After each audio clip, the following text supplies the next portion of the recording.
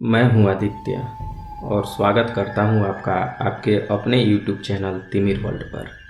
दोस्तों, आज की कहानी महेश जी की है, तो चलिए बढ़ते हैं उनकी कहानी की तरफ। पर आगे बढ़ने से पहले अगर आपने चैनल को अब तक सब्सक्राइब नहीं किया है तो कर लें। दोस्तों, मैं अपने दोस्त निखिल से मिलने उसके घर सुजानगढ़ गया हुआ था।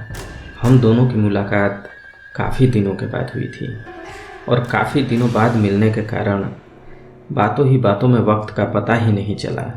जब मेरी नज़र घड़ी की तरफ गई तो रात के 10 बज चुके थे और मुझे अगले दिन काम पर भी जाना था। मैंने निखिल से कहा कि मुझे जाना होगा। इस पर उसने मुझे रोकने की काफ़ी कोशिश की और कहा कि रात को मैं वहीं रुक जाऊं और सुबह चला जाऊं। पर सुबह काम पर जाने की वजह से मैंने उसे मना करते हुए उसके घर से बाहर निकल आया और सड़क पर जाकर किसी सवारी गाड़ी का इंतज़ार करने लगा। 5 मिनटों के इंतज़ार के बाद ही एक ऑटो मेरी तरफ आती हुई दिखाई दी। पास आने पर मैंने उस ऑटो को रोका और उससे कहा कि क्या मुझे फूलपुर तक छोड़ दोगे। फूलपुर का नाम सुनते ही वो चौंक पड़ा। उसने कहा, फूलपुर? वो तो यहाँ से काफ़ी दूर है और रात भी काफ़ी हो गई है। मैं समझ गया कि वो इस वक्त जाने के लिए ज़्यादा पैसे मांगना चाह रहा है और मैं इसके लिए तैयार भी था। मैंने उस ऑटो में बैठते हुए कहा, तो क्या हुआ, तुम चलो, ज़्यादा पैसे ले लेना। इस पर उसने कहा, साहब बात पैसे की नहीं है। फूलपुर का रास्ता रात के वक्त एकदम सुनसान रहता है और आज तो अमावस की रात भी है और रास्ते में पड़ने वाला वह कब्रिस्तान। इतना कहते हुए वह एकदम से चुप हो गया और मैंने हंसते हुए उससे कहा, अरे क्या है कब्रिस्तान, क्या तुम डर रहे हो? तुम्हारे कहने का मतलब क्या है, वहाँ भूत प्रेत हैं? उसने मुझसे कहा, साहब हंसो मत, आप नहीं जानते हैं। इससे पहले कि वह और कुछ बोलता मैंने फूलपुर का किराया 50 रुपये होने के बाद भी उसके हाथ में 200 रुपये रख दिए और कहा, चलो मैं साथ हूँ ना। और उसने पैसे को अपनी जेब में रखते हुए अनमने मन से कहा, जब आप इतना कह रहे हैं तो चलिए। उसने ऑटो को स्टार्ट किया और हम आगे की ओर बढ़ने लगे। अभी ऑटो कुछ ही दूर आगे बढ़ी होगी कि खटखट की आवाज़ करके ऑटो रुक गई। उसने 2-3 बार ऑटो को स्टार्ट करने की कोशिश की पर ऑटो स्टार्ट नहीं हुई। उसने मुझसे कहा, देखो साहब, मैं तो पहले ही मना कर रहा था और अब तो ऑटो भी खराब हो गई, अब हम लोग नहीं जा सकते। उसकी बात सुनकर मैं बहुत दुखी हो गया और ये सोचने लगा कि अब यहाँ इस वक्त मैं क्या करूँ। रास्ता एकदम सुनसान था और जब से मैं इस ऑटो में बैठा था कोई दूसरी गाड़ी मुझे अब तक नहीं मिली थी, न ही कोई आने जाने वाला दिखा। चारों तरफ घोर अंधेरा फैला हुआ था, कहीं कुछ दिखाई नहीं पड़ रहा था। ऐसे में ठंडी ठंडी आती हवा एक अलग सा डर उत्पन्न कर रही थी। पर मैं क्या करूं? मेरे सामने अब 2 ही रास्ते थे। एक तो इस ऑटो में बैठकर अब सुबह होने का इंतज़ार करूं या फिर इस इंतज़ार में रहूं, अन्य गाड़ी अगर रास्ते से गुजरती है तो उससे लिफ्ट मांगकर मैं आगे जाऊं। ये सब सोचता हुआ मैं ऑटो से नीचे उतरकर किसी गाड़ी के आने का इंतज़ार करने लगा और वह ऑटो वाला अपनी गाड़ी को स्टार्ट करने की नाकाम कोशिश कर रहा था। तभी वहाँ से 2 लोग जाते हुए दिखाई दिए। पास आने पर उनमें से एक ने कहा, देखिए यार, अब तो ऑटो भी मिल गई और लगता है ऑटो भी उसी तरफ जा रही है। अब हमें पैदल नहीं चलना पड़ेगा। ऑटो के पास जाकर उनमें से एक ने कहा, क्यों भाई, हमें आगे तक छोड़ दोगे? इस पर ऑटो वाले ने झुझलाते हुए कहा, देखते नहीं ऑटो बंद पड़ गई है और तुम्हें आगे जाने की पड़ी है। तभी उनमें से एक ने मुस्कुराते हुए कहा, अगर हमने तुम्हारे ऑटो को सही कर दिया तो हमें ले चलोगे ना? ऑटो वाले ने कहा, हाँ हाँ क्यों नहीं, पर तुम्हारे पास क्या कोई जादू है जो तुम ठीक कर दोगे? तब उन लोगों ने ऑटो को देखते हुए उसका बोनट खोला और कुछ किया और तुरंत बोनट को बंद करते हुए बोला, लो ठीक हो गया, अब स्टार्ट करो। इस बार ऑटो एक बार में ही स्टार्ट हो गई। ऑटो वाले ने खुश होते हुए कहा, हाँ हाँ साहब, आप लोग चलिए, अब बैठ जाइए, चलिए आप लोग को मैं छोड़ाता हूँ। उसके ऐसा कहने के बाद मैं ऑटो में अपनी जगह पर आकर बैठ गया और वे दोनों भी मेरी बगल में बैठ गए। ऑटो वाले ने अपनी गाड़ी आगे बढ़ा ली। मैंने उन दोनों से कहा, लगता है आप लोग मैकेनिक हो? इस पर एक ने कहा, हाँ वो तो है, और मुझसे पूछा, आप इतनी रात को कहाँ जा रहे हैं? रात में इस रास्ते पर जाना ठीक नहीं है। मैंने फिर हंसते हुए उनसे पूछा, और आप लोग भी तो जा रहे हैं? तब एक आदमी हंसते हुए बोला, वो हम लोग सिनेमा हॉल से फिल्म देखकर लौट रहे हैं और हम लोगों की तो बात कुछ और है। हम जा ही रहे थे कि आप लोग मिल गए। मैंने कहा, क्यों, आप लोगों को डर नहीं लगता क्या? तब वे एक साथ बोले, डर? वो भी हमें? हम किस बात से डरेंगे? मैंने भी हंसते हुए कहा, भूत प्रेत से और किसका डर? और जोर जोर से हंसने लगा।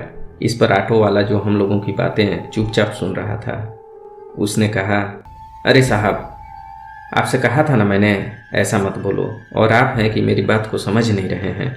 इस पर मैंने कहा, क्या बेकार की बातों से डरा रहे हो? भूत प्रेत कुछ नहीं होते हैं।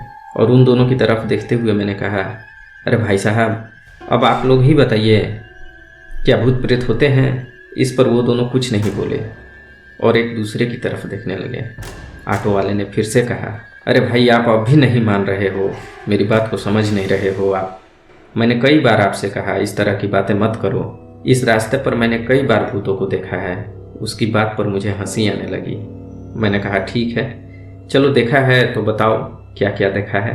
तब उस ऑटो वाले ने कई घटनाएं बतानी शुरू कर दी जो उसके साथ बीती थी, और हम तीनों उसकी बातों को बड़े ध्यान से सुनने लगे। और बातों ही बातों में रास्ता काफ़ी जल्दी जल्दी गुजरने लगा। तभी मैंने मजाक करते हुए उस ऑटो वाले से कहा, देखो देखो, वो एक भूत जा रहा है। ऑटो वाला डर गया, डर कर चौंकते हुए कहा, कहाँ कहाँ? और इधर उधर देखने लगा। उसे डरता देख मैं फिर से हंसने लगा। इस पर उसने मुझे से नाराज होते हुए कहा, साहब, मैंने कहा ना, आप मजाक मत बनाओ और इस तरह की बातें आप मत करो। भूत प्रेत सच में होते हैं। उसकी नाराजगी देखकर मैं अब शांति से बैठ गया और कहा, लो, अब मैं कुछ नहीं बोलूँगा, तुम जल्दी से मुझे फूलपुर पहुँचा दो। वे दोनों व्यक्ति जो रास्ते में ऑटो में बैठे थे एकदम से खामोश थे और अब तक हम दोनों की बातों को बड़ी ही ध्यान से सुन रहे थे। उनमें से एक ने कहा, क्या आपको फूलपुर तक जाना है? हमें तो बीच में ही उतरना है। क्या हम लोगों के उतरने के बाद आप दोनों को डर नहीं लगेगा आगे जाने में? उसने मजा लेने के अंदाज में मुझे और उस ऑटो वाले को छेड़ते हुए कहा। उसकी बात पर मैंने और उस ऑटो वाले ने कुछ नहीं कहा। हम लोग चुपचाप बैठे रहे और इस बार हमें चुप देख वे दोनों जोर जोर से हंसने लगे। अभी वे हंस ही रहे थे कि ऑटो रास्ते में पड़ने वाले कब्रिस्तान के पास पहुंच गई। कब्रिस्तान के गेट के सामने पहुंचते ही उन्होंने कहा, अरे भाई, यहीं रोक लो, हमें यहीं तक जाना था। ऑटो वाले ने कहा, यहाँ?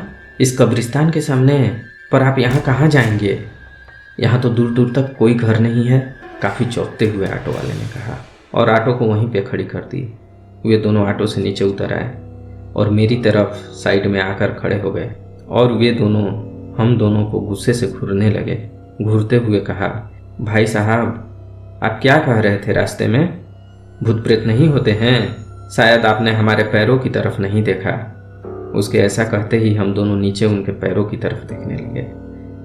उन दोनों के पैर उल्टे थे और दोनों जमीन से 1 फुट ऊपर हवा में खड़े थे। ये देखते ही हम दोनों काफ़ी डर गए। मेरी तो डर से आवाज़ भी निकलनी बंद हो गई। अब हमने ऊपर देखा, दोनों के चेहरे भयानक हो चुके थे। जला हुआ चेहरा, बड़ी बड़ी लाल लाल आँखें, बड़े बड़े दांत, और दोनों एक साथ डरावनी हंसी हंसने लगे। उनका सिर बहुत तेज़ी से गोल गोल घूमने लगा। अब हमारी हालत ख़राब हो चुकी थी। ये सब देखकर मैं तो इतना काफ़ी डर गया था कि वहीं ऑटो की सीट पर पसर गया।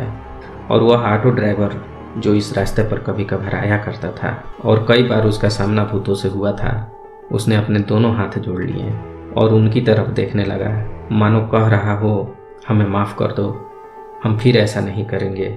पर उसके गले से कोई आवाज़ नहीं निकल पा रही थी। तभी उन दोनों में से एक ने झुककर अपना सिर मेरी तरफ लाया और मेरे कान के पास अपने मुंह को लगाकर जोर से बोला, भूत प्रेत होते हैं। और ऐसा कहते ही वे दोनों वहाँ से गायब हो गए। उसकी बात मेरे कानों में लगातार गूंजने लगी, मानो मेरे कान सुन्न हो गए हों, और लगातार एक ही बात मेरे कानों में गूंज रही थी, भूत प्रेत होते हैं, भूत प्रेत होते हैं।